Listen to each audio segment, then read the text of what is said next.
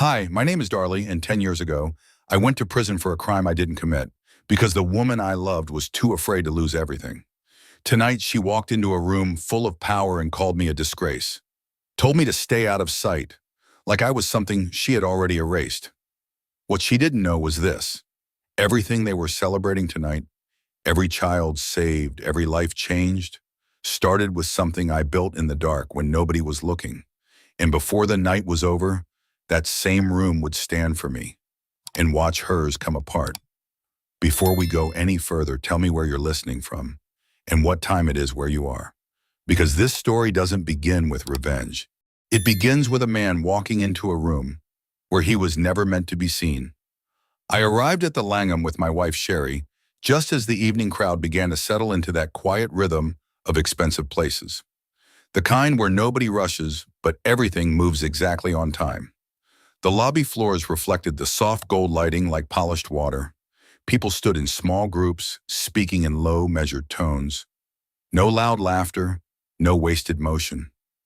Everyone looked like they belonged there. I followed half a step behind Sherry. That wasn't new. She walked ahead with the kind of ease you can't fake. A slight smile, shoulders relaxed, already scanning the room for the right faces. I kept my hands still at my sides, taking it in without letting it show. I already knew how this would go, and I already knew where I stood. We reached the check-in desk. A woman behind it looked up, then immediately straightened when she saw Sherry. "Miss Poppin, welcome. We've been expecting you." Her tone shifted, warmer, sharper, respectful in a way that didn't need to be explained. Sherry gave a small nod. "Good to see you." They exchanged a few quick words about the event, the foundation, the turnout. Then the woman glanced at me. Just a glance. Quick, polite, assessing. "And this is—" There was a pause. Not long. Most people wouldn't notice it. I did. Sherry adjusted her clutch slightly before answering. "He's with me." The woman smiled again, but it changed. Still polite, just thinner. "Of course." She printed a badge and handed it to me. Guest outreach. I looked at it for a second longer than I should have. Not spouse, not partner, not even a name. Just a category. I clipped it onto my jacket anyway. I've seen that look before, I thought. That quiet sorting people do before they decide where you fit. We stepped away from the desk. The noise of the room softened behind us as we moved toward the main hall entrance. Sherry leaned closer, her voice low enough that it wouldn't carry. "Stay out of sight tonight, okay? This room matters." She didn't look at me when she said it, like it was just a practical detail, same as checking a schedule or confirming a meeting time. I nodded once. Sure. There wasn't anything else to say. Truth was, I'd been staying out of sight for a long time. We walked into the ballroom together, but it didn't feel like together. The room opened up wide. Chandeliers above, soft jazz drifting through the space, conversations layered over one another like background noise you stop hearing after a while.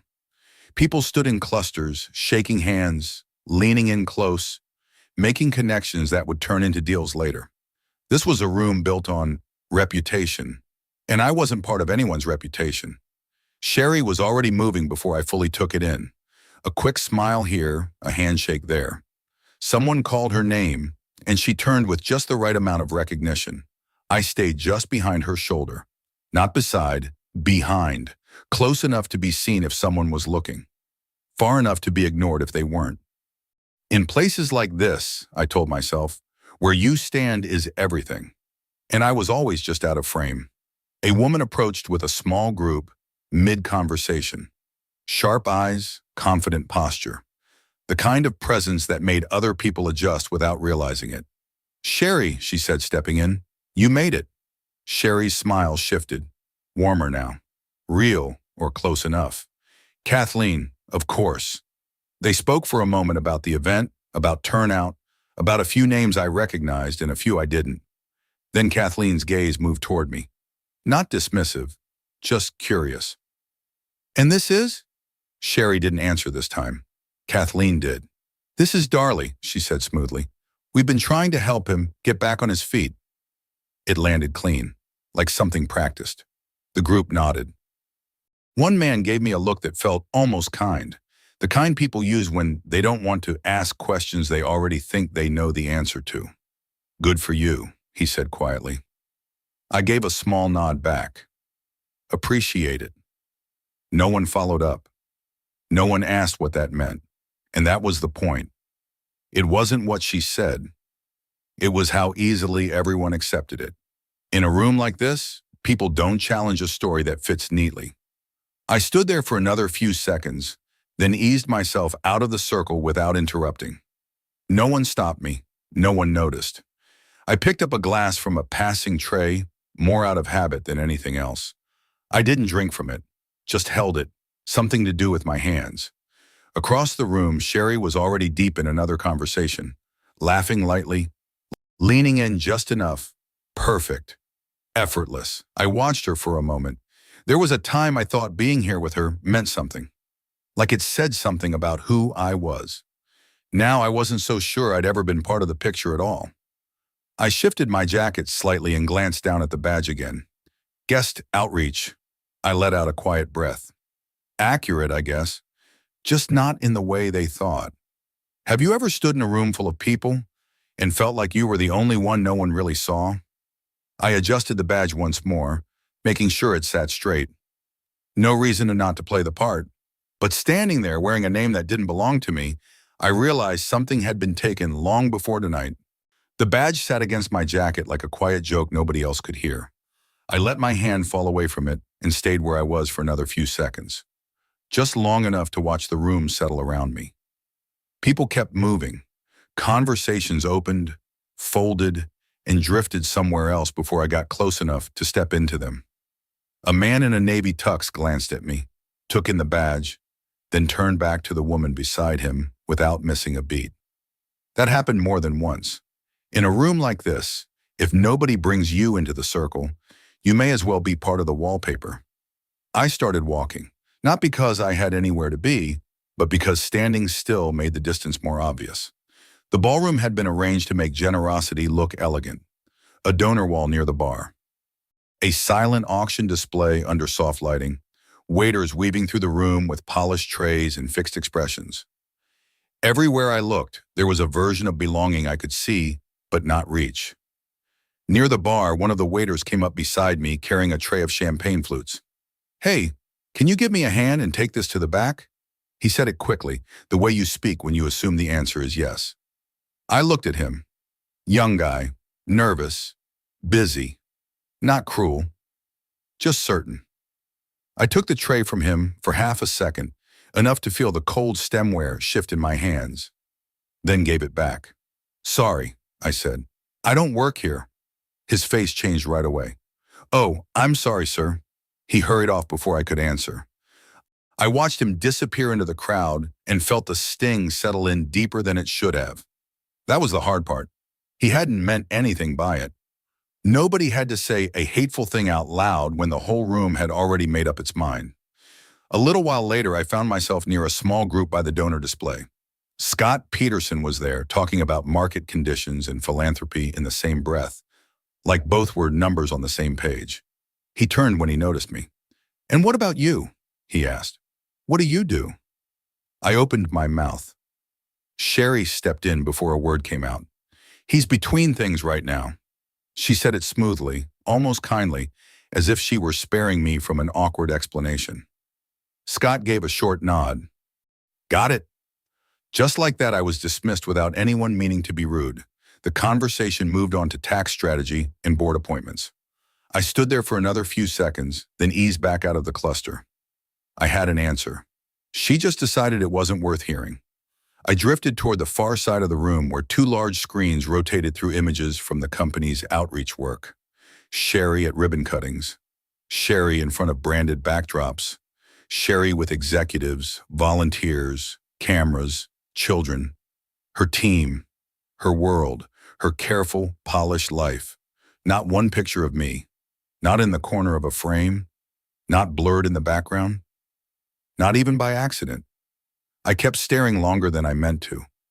Then something colder moved through me. It wasn't only this room.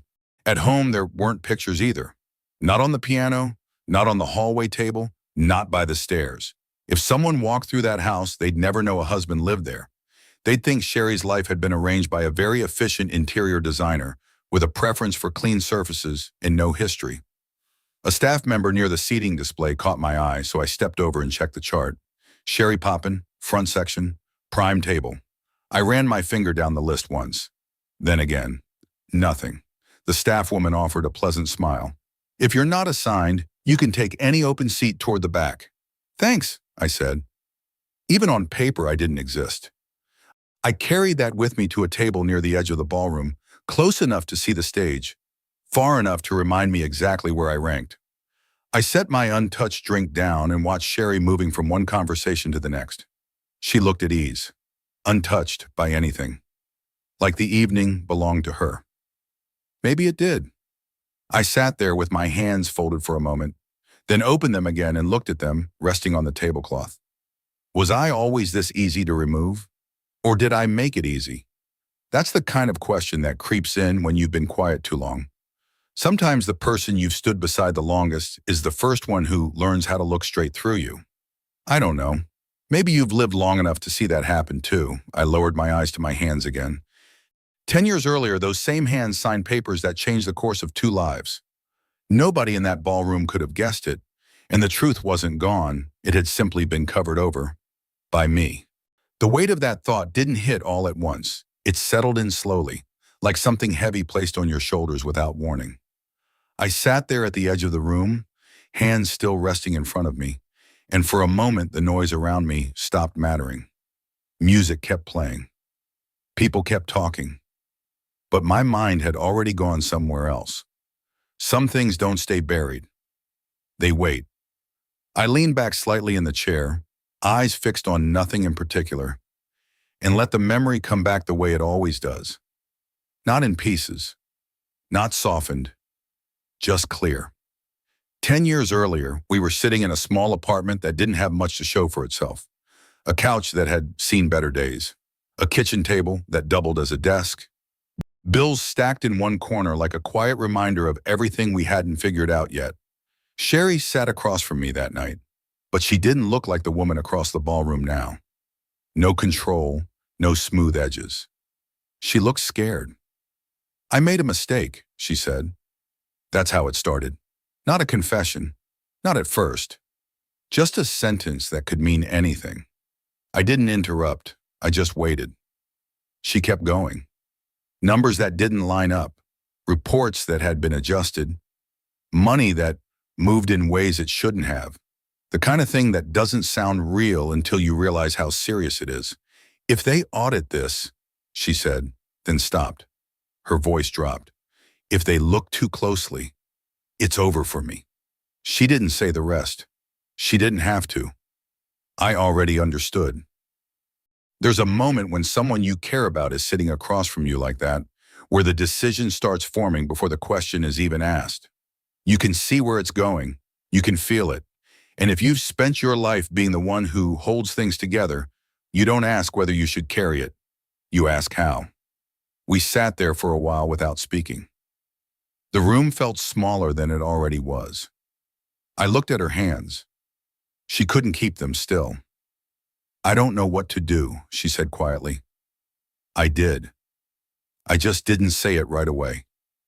I thought about her future. The way she talked about what she wanted to build. The way she pushed herself harder than anyone I knew. I thought about everything that would disappear if this came out. Then I thought about myself. And the truth was simple. I had always been the one who took the hit. I'll handle it, I said. She looked up at me like she wasn't sure she heard it right. What? I'll take care of it. No speech, no explanation, no conditions, just a decision. Her eyes filled immediately. She reached across the table, grabbing my hand like she was trying to hold on to something that was already slipping. I won't forget this, she said. We'll get through it, together. I nodded. Back then, I believed her. Sitting in that ballroom now, I could almost feel the moment that promise started to fade. It didn't happen all at once. It just aged. The next memory came faster. A small room, no windows, a table bolted to the floor. A lawyer sitting to my right, flipping through documents with the kind of calm that comes from routine. "Just stick to the statement we discuss," he said. "Don't add anything extra." I didn't. I repeated what we had agreed on. Clear, direct, enough detail to make it believable. Not enough to invite more questions. No one forced me. That's the part people don't understand. No pressure, no threats. Just a choice that couldn't be taken back once it was made. Paperwork slid across the table. I signed where they told me to sign, initialed where they pointed. It didn't feel like sacrifice, it felt like procedure. People like to think those moments are dramatic, that there's a line you cross, something you feel when your life changes direction. There isn't. It looks like paperwork. The courtroom was quieter than I expected. No shouting, no big reaction. Just a process moving forward. When the sentence was read, I didn't react right away. I just listened, like it was happening to someone else. Then I looked at Sherry. She was there, sitting a few rows back. For a second, our eyes met. Then she looked down.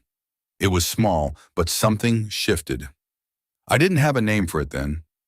I do now. The years after that blurred together in a way that is hard to explain. Time moves differently when your life is reduced to a routine you didn't choose. Then one day, it ended. Release. I walked out of Cook County with a small bag and a piece of paper that said I was free. The air felt different outside. Cleaner. Wider. There were people waiting beyond the gate. Families. Friends. Cars pulling up.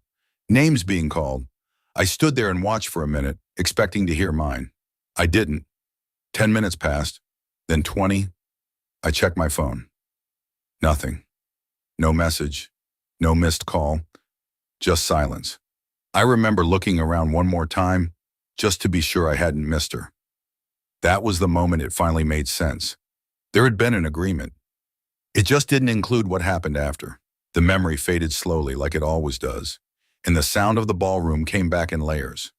Music first, then voices. Then the quiet movement of people shifting through the space. I was still sitting at the same table, same glass, same view.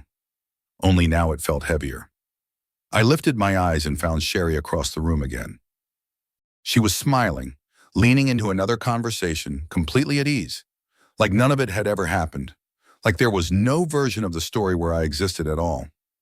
What would you have done if the person you gave everything for just kept going as if you were never part of it? I watched her for another moment, then leaned back slightly in my chair. For a second, I almost believed her version. Almost. Then something on the stage caught my attention, and I knew it didn't belong to her. My eyes stayed on the stage even after the memory let go of me. The room settled into its next moment, the way rooms like that always do. Cleanly, seamlessly. One part of the evening ending, another beginning, as if lives didn't get broken in between. The lights lowered a shade, conversations thinned out. A soft spotlight gathered at the front of the ballroom. Then Sherry stepped into it. She didn't rush. She never did. She had a way of walking into attention like she had been invited by the air itself. Heads turned, chairs shifted. People who had been halfway through a sentence stopped and faced forward. She was always good at becoming the center of the story. A screen came alive behind her, carrying the foundation branding and the corporate logo side by side. She thanked the board, the sponsors, the room. Then she began talking about service, access, responsibility. The words came easily, warm, measured, sharpened for people who liked to believe they were changing the world between cocktails and tax write-offs. This initiative started with a simple idea, she said. The screen changed. A diagram appeared behind her. I felt my back straighten before I even understood why. At first, it was just recognition without language, a shape I knew. Then the pieces settled into place. The flow lines, the intake path, the emergency transfer branch, the way resources were routed from donor funds to direct care and transport support. Mine. I didn't need to stand closer. I didn't need another look. I remembered writing that layout in a prison library on scratch paper that had already been used on one side. I remembered asking for an extra pencil because the first one had worn down to almost nothing. I remembered folding those pages and sending them out in letters, hoping they'd become something useful in the hands of someone who still believed I mattered. Sherry kept talking. She clicked to the next slide, then the next. Each one carried my work further into the room under her name. The structure was mine. The language had been polished, but I could still hear my original phrasing underneath it. She had cleaned it up, dressed it well, and taught it how to stand in expensive lighting. She didn't just borrow an idea. She built a better life using the bones of one I gave away. Applause rolled through the ballroom when she mentioned numbers. Families served, cases funded, more than 500 children reached through the network she called her vision. Her vision. I sat still and listened to her explain persistence, leadership, long-term planning. She spoke like a woman who had carried every late night herself. She never stumbled, never searched for a word, never once looked in my direction. That part landed harder than I expected. Not because she took it, because she told it like it had always belonged to her. Another slide appeared. A case summary. Then another. Small details, specific examples, dates, situations, geographic notes, a transport complication in bad weather, a medication gap solved through a partner clinic, one family needing temporary lodging during treatment. I knew those cases, not from a report, from the actual nights I sat with them, worked through them, and built the solutions line by line. Some of those details had never been public. They weren't in press materials. They weren't on any website. Only one other person knew them. Her. That was when the last bit of doubt left me. This wasn't inspiration. This wasn't collaboration. This wasn't some blurred line between shared lives. This was extraction. I wrapped one hand around the edge of the table. Not enough for anyone to notice. Just enough to keep myself anchored. I could stand up right then. I could call her out in front of everybody. I could point at the screen and tell the room exactly where that work came from, where it was written, and whose hands had shaped it, while the rest of the world had already written him off. But I didn't move. I knew exactly how that would go. A man with a criminal record interrupting a charity presentation at a corporate gala? I wouldn't sound wounded. I'd sound unstable. Sherry knew that. That was part of what made her so dangerous. She understood timing. She understood the advantage of speaking first. People around me nodded as she spoke. Some leaned toward one another with impressed expressions. One woman near the front pressed her hand to her chest like she was genuinely moved. And maybe she was. They weren't responding to nothing. They were seeing something real, just not the truth. Have you ever watched someone claim the thing you built and known, right down in your gut, that if you opened your mouth too soon, you'd be the one they doubt? Sherry finished to a warm round of applause. She smiled modestly, looked down for half a beat, then stepped away from the podium while the host moved back towards center stage. She was halfway down the steps when the thought became clear enough for me to name it. This was bigger than neglect, bigger than embarrassment, bigger than being hidden at the edge of the room. I wasn't just being left out. I was being replaced. And what I found a little later proved she still wasn't done taking from me. The applause hadn't fully faded when I pushed my chair back and stood. No one noticed. They were still looking toward the stage, still caught in the version of the story she had just handed them. I moved along the edge of the room, past the last row of tables, and slipped into the hallway where the noise softened into something distant. The carpet changed under my shoes. The air felt cooler. For the first time that night, I could hear my own breathing. Not steady, just there.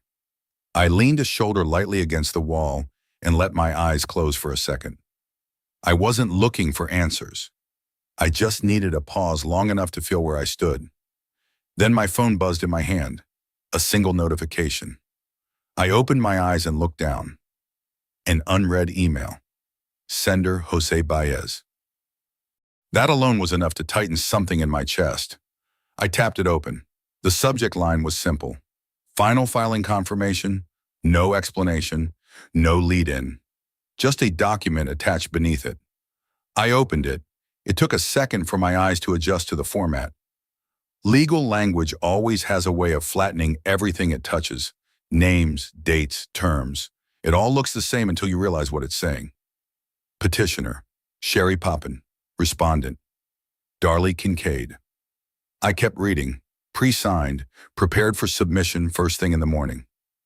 The clauses were clean, precise, stripped down to the essentials. No shared assets, no financial claim, no future obligation. I paused there, then scrolled a little further. Reasons cited, reputational and legal incompatibility due to criminal history. I read that line twice. Not because I didn't understand it, because I did. There was no anger in that moment. Not yet. Anger needs room to move. This didn't have any. This was quiet. Final. I scrolled back to the top and read through it again. Slower this time. Dates, signatures, filing details. Then it started to line up. The timing of the event, the investors in the room, the presentation. Everything had been placed exactly where it needed to be. This wasn't something she decided earlier in the day. This was arranged, structured, rolled out. She didn't just plan to leave. She planned to remove me without leaving anything behind. I let my head rest back against the wall and closed my eyes again, just for a moment. There's a point where your mind tries to make things simpler than they are. Maybe this is easier, it said. Maybe you sign it. Maybe you let it end the way she wants. No scene, no argument, no explanation, just quiet. The thought sat there longer than I expected, not because it made sense, because it felt familiar. I had chosen quiet before. I had chosen it 10 years ago. I pushed myself off the wall and opened my eyes again. The hallway stretched out in both directions. Clean, empty. No one there to see anything if it fell apart. I straightened my jacket out of habit and turned back toward the ballroom. The sound came back gradually as I got closer. Music first, then voices. Then the low hum of a room that had already moved on from whatever just happened. Inside, nothing had changed. That was the strange part. Same lighting, same conversations, same sense that everything was under control. Only I wasn't. I moved along the outer edge again, not stepping into any circle, just close enough to hear without being part of it. Sherry stood near the investor group, exactly where she should be. Scott Peterson was there, along with two others I recognized from earlier conversations. They were mid-discussion when I slowed my pace just enough to listen without drawing attention. Scott tilted his head slightly toward her. Your husband wasn't up there with you? It wasn't an accusation, just a question. Simple, casual. Sherry didn't hesitate. I kept him around out of obligation, she said, her tone even. That phase is over. A short laugh followed, not loud, just enough. One of the others nodded like it made sense. Clean break, he said. Exactly, she replied. And then the conversation shifted. Back to funding, back to numbers, back to things that mattered to them. That sentence stayed where it landed. Clear, finished, public. I stepped back before anyone could notice I'd been close enough to hear it. Not fast, not in a way that would draw attention, just enough to disappear again. 10 years. That was the number that settled in my head. 10 years of carrying something that was never meant to stay mine. And this was how it ended.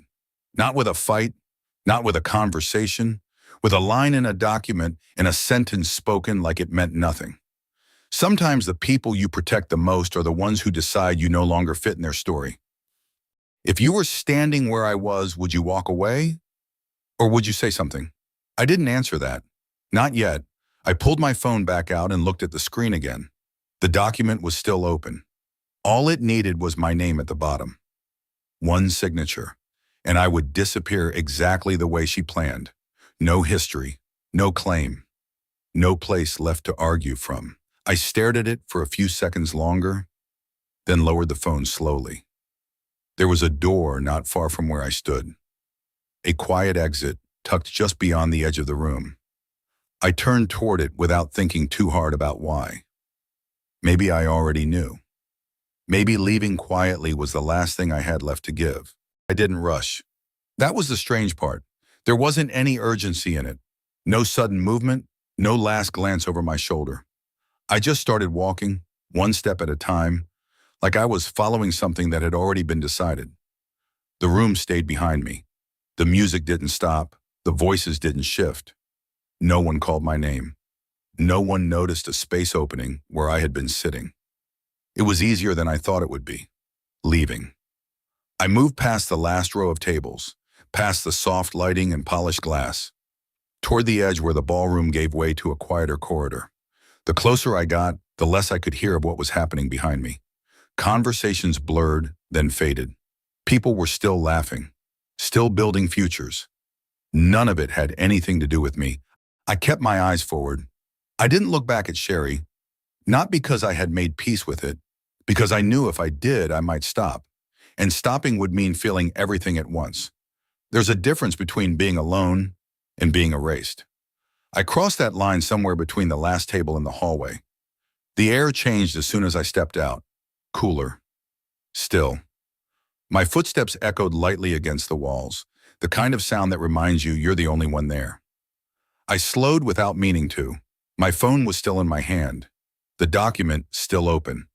All it needed was a signature. One decision, clean, quiet, final. No confrontation, no explanations, no broken pieces left behind for anyone else to deal with. If I stay silent, I thought, no one gets hurt. The sentence sounded reasonable, almost generous. But there was another part to it. If I say something, everything breaks. That part sat heavier. I reached the end of the hallway where the exit door stood slightly recessed, marked with a small sign most people wouldn't notice unless they were looking for it. I guess I was. I stepped closer and placed my hand on the handle. Cold metal, solid. For a moment, I didn't move. This was it. I walk through that door and I become exactly what they've decided I am. A mistake, a phase, someone who was there and then wasn't. Nothing more. My hand tightened slightly, just enough to feel it. Then I pushed. The door shifted open just a few inches before a voice cut through the quiet. "Sir, that exit is for staff only."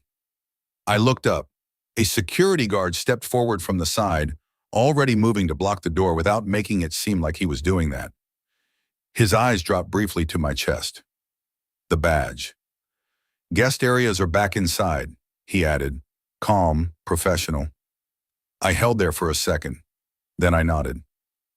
"Right, sorry." I let the door close and stepped back. That was it. No argument, no explanation. Just a correction, but it landed harder than anything else that night. Because it wasn't about the door. It was about what I was allowed to be. Even leaving, I didn't get to choose how. I wasn't a guest. I wasn't staff. I wasn't anything they could place. Just someone in the wrong space. I stood there for a moment, just inside the hallway with nowhere clear to go. My thoughts didn't come together cleanly anymore. They came in fragments. "You did this." The voice wasn't loud. It didn't need to be. "You chose this." Another pause. "You made it easy." For the first time that night, the direction of the anger shifted. Not outward, inward. There's a point where you stop blaming the person who took something from you and start questioning why you handed it over in the first place. I took a step back toward the ballroom, then stopped, then forward again. Neither direction felt right. Inside, I didn't belong. Out there, I wasn't allowed. I stood in between, like the space itself hadn't decided what I was supposed to be. This was the point where a person could disappear. Not dramatically, not in a way anyone would notice. Just step out of the frame and never return to it, and no one would question it. I lowered my gaze to the badge again. Guest outreach. The words sat there like they had earlier. Simple, clear, empty. For a second, I almost believed it.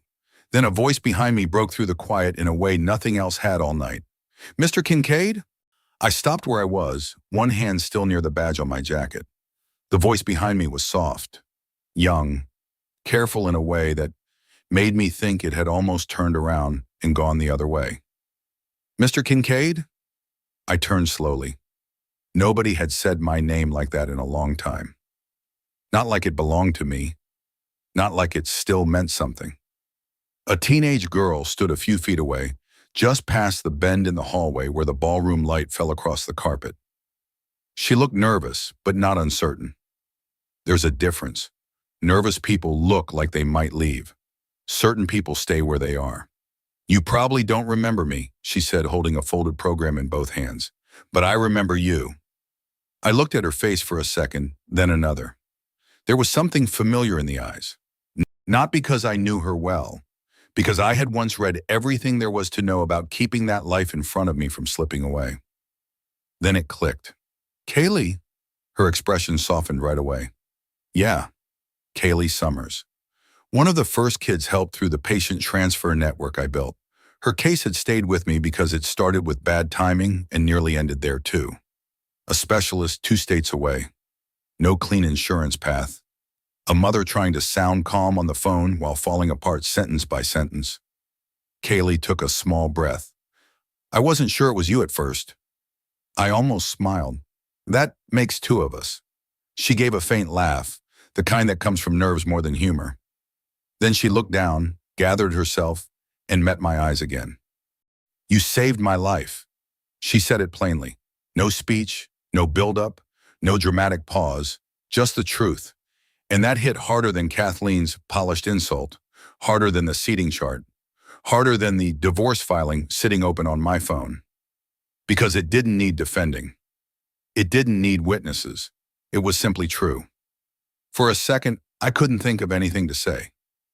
Not because I was overwhelmed, because the room inside me had gone quiet in a different way. I didn't do it alone, I said finally. I know, she answered. But my mom never forgot your name. That one nearly got me. Not applause, not recognition from a stage. A mother somewhere in the real world, still remembering the name of the man who answered the phone when her child needed help. That meant more than anything in that ballroom. Kaylee shifted the folded program in her hands and glanced toward the ballroom entrance. I'm here with my aunt. She volunteers with one of the hospital boards. I saw you walk out, and I thought, I don't know. I just thought maybe you should know. I'm glad you came out here, I told her. I almost didn't. She gave me a small, honest shrug. You look like you wanted to be left alone. I let out a breath through my nose.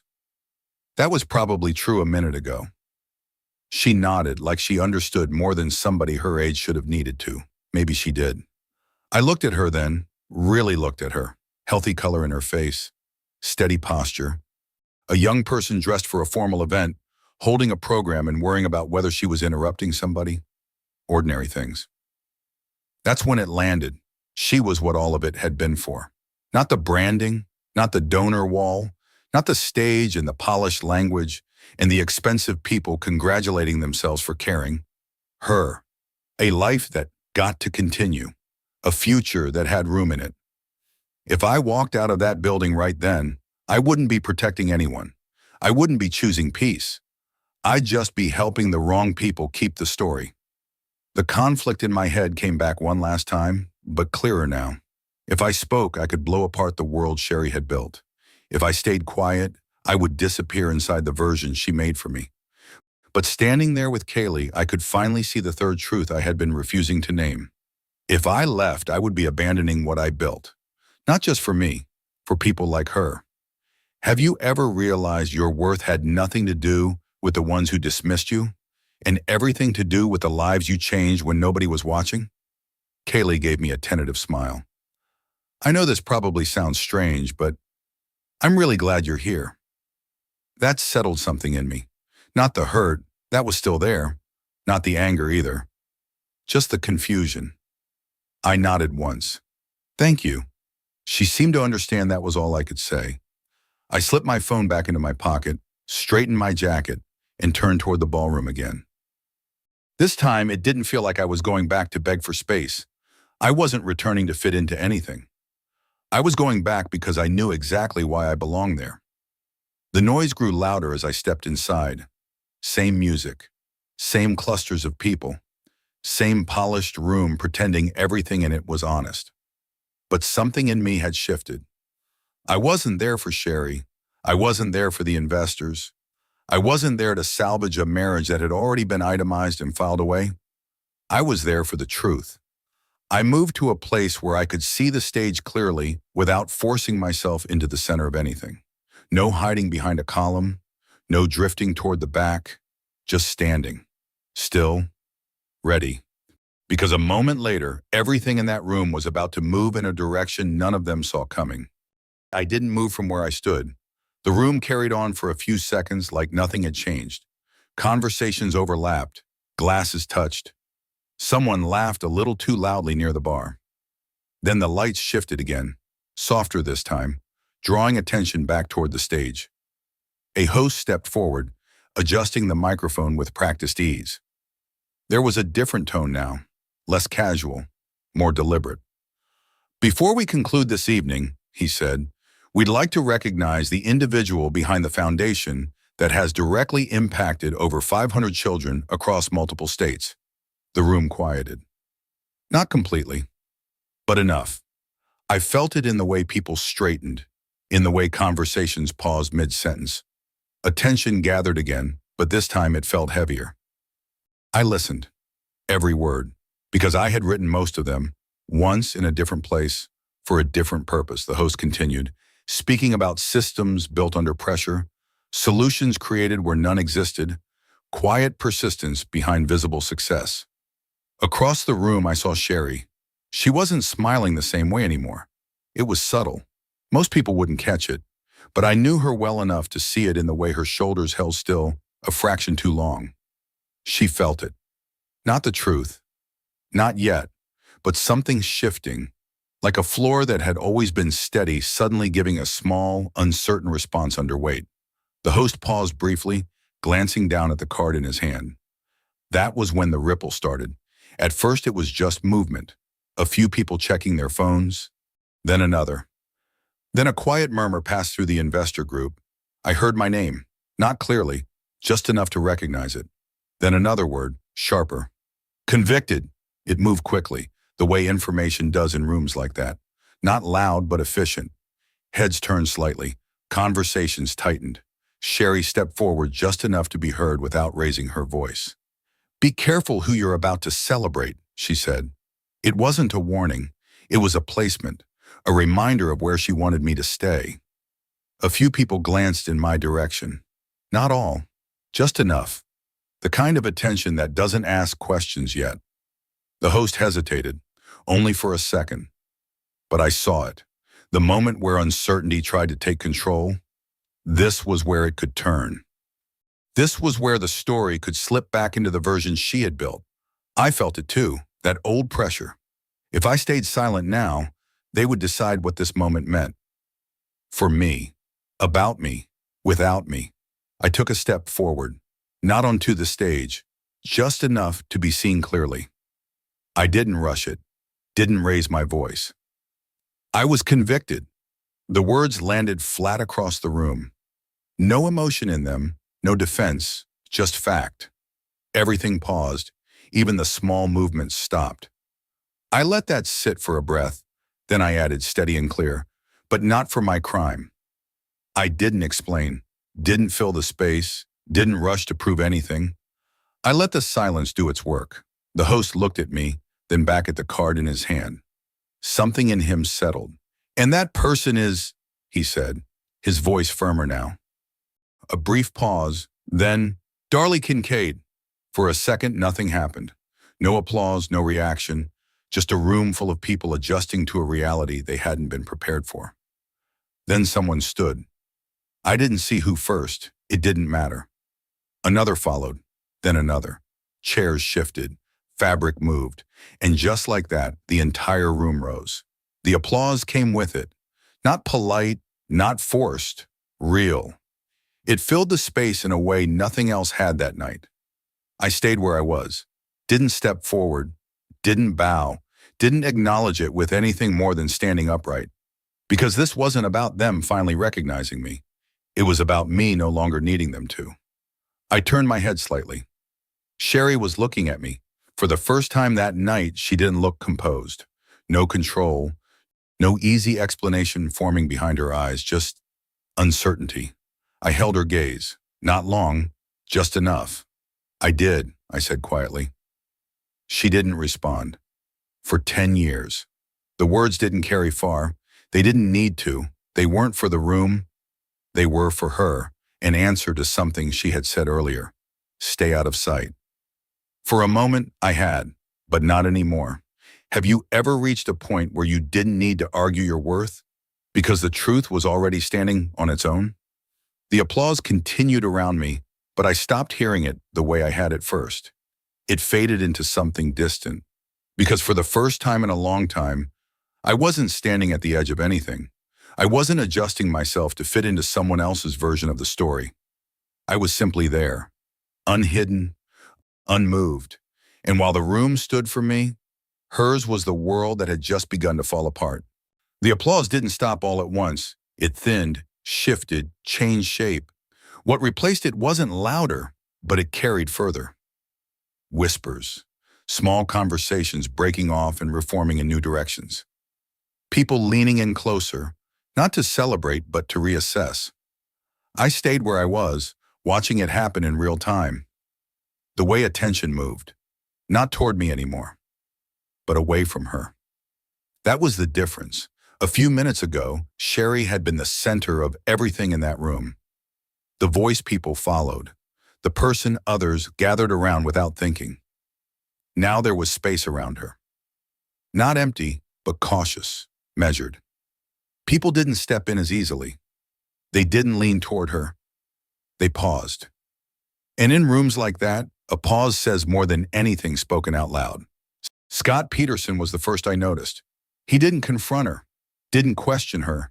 He just shifted his stance slightly, turning his body towards someone else as if the conversation had naturally moved on. Except it hadn't. He had. That was how judgment worked there. No raised voices, no accusations, just distance. One by one, others followed that same pattern. A nod that didn't quite land. A conversation that ended a little too early. A polite excuse to step away. I watched it unfold without moving. Quiet. Steady. It wasn't revenge. It was something else. Something cleaner.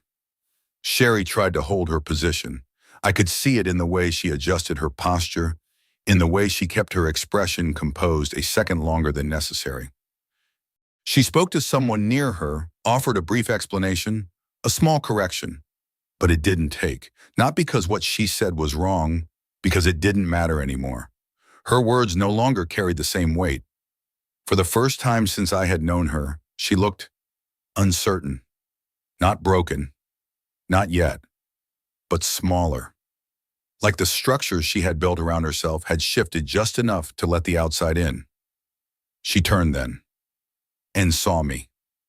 There was a moment where she seemed to decide something. She walked toward me, measured steps, controlled as always. Stopping a few feet away, just close enough that we didn't have to raise our voices. There were 100 things she could have said. I could see them pass through her expression. Explanations, justifications, maybe even something close to regret. You could have handled that differently, she said instead. Simple, direct, still trying to shape the situation. I considered that for a second, then shook my head, just slightly. No, I said, I couldn't. She held my gaze, searching for something that wasn't there anymore. You didn't have to do this here, she added, quieter now. I let a small breath out. This is the only place it ever would have mattered to you. That was it. No raised voices, no scene, just two people standing in the truth that had already settled between them. She looked at me a second longer, then glanced past me toward the room that had begun to move without her. For the first time, she didn't try to follow it, and I realized something in that moment. I didn't need to hurt her. Not with words, not with anything. Not because she didn't deserve consequences, but because I didn't need to carry that anymore. Letting go isn't forgiveness. It's choosing not to stay tied to something that already ended. I nodded once. Not to her, to myself. Then I turned. This time, when I walked toward the exit, no one stopped me. No one questioned where I was going. No one checked a badge or redirected me back inside. The same doors stood ahead. But they didn't feel like boundaries anymore. They felt like options. I moved through the main lobby, past the quiet marble floors in the reflection of lights that had looked so distant earlier that evening. The front doors opened easily. Outside, the night air met me with a steady coolness that felt real. The sounds of the city replaced everything else. Traffic in the distance, a passing conversation, the rhythm of something that didn't need to impress anyone. For the first time that night, I took a full breath. Not forced, not heavy, just normal. Would you have stayed and tried to rebuild something that had already been stripped down to nothing? Or walked away and built something that actually belonged to you? I stepped forward onto the sidewalk, didn't check my phone, didn't look back through the glass behind me, because I already knew what was there.